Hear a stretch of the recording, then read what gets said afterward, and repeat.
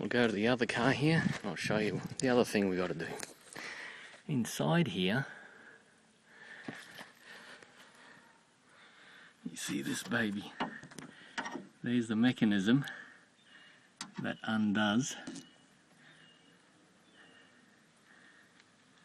the latch. Now this, you've got to take this screw out here, this one, bend this cover all the way back, and then you will reach the bent lever, which when you pull down on, undoes the latch system. That actually, when you close this, when you pull on the lever, it undoes a latch system inside here, which lets that come forward and open the door.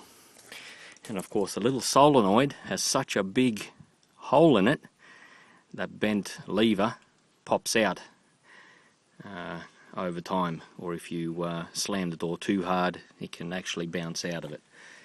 I will take that off later and show you.